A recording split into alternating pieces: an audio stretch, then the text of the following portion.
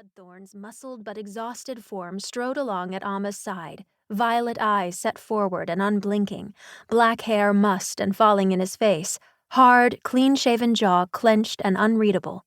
He had smartly used a stone imbued with a translocation spell to take the two of them away from her home in Faebarrow, where he had just unleashed the army of the undead.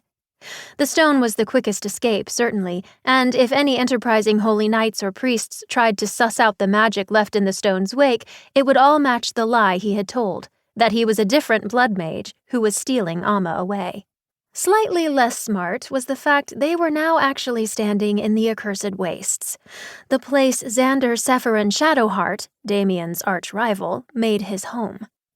But Xander had been delighted to see the two of them, especially since they had successfully stolen and were carrying the Lux Codex, another bad deed to heap onto Amma's growing moral predicament, and a truce was struck between the half-demon blood mages.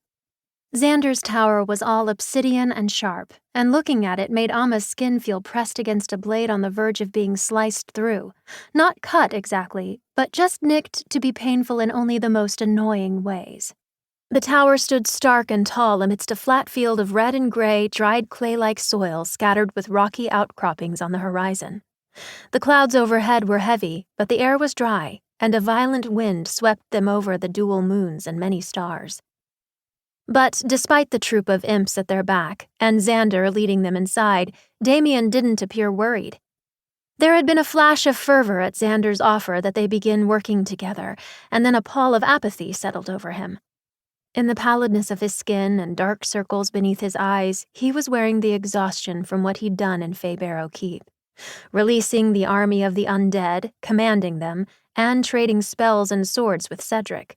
The Brinebirth occupying force had surely been staved off, perhaps even wiped out by the skeletal soldiers he had called up from the infernal plane, taking back Faebarrow for its own people. But that wasn't why Damien did it.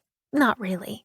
He had, of course, told the army what it would do, that they would drive out Brinebirth troops and protect Faebarrow, but he had also explicitly said, "Fuck the barony," and told Amma she was going with him when it was all over because it wasn't safe for her to stay there.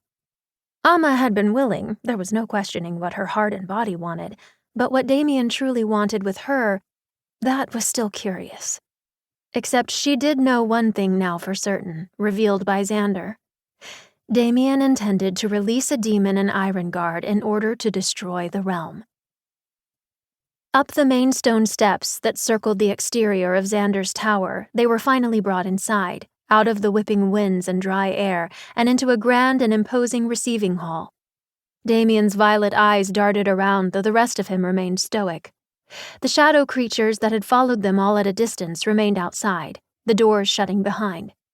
Xander's two light and cheery steps guided them into a smaller chamber just off the main hall, a receiving parlor of sorts, where a cozy fire was already lit along a curved wall. With a small flourish, Xander pulled a chair away from a table in the room's corner, motioning to it as he stood over the back.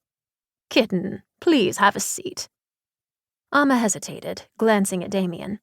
When he nodded, she went to it and sat because despite now knowing his treacherous plans, even tangentially, she still trusted him.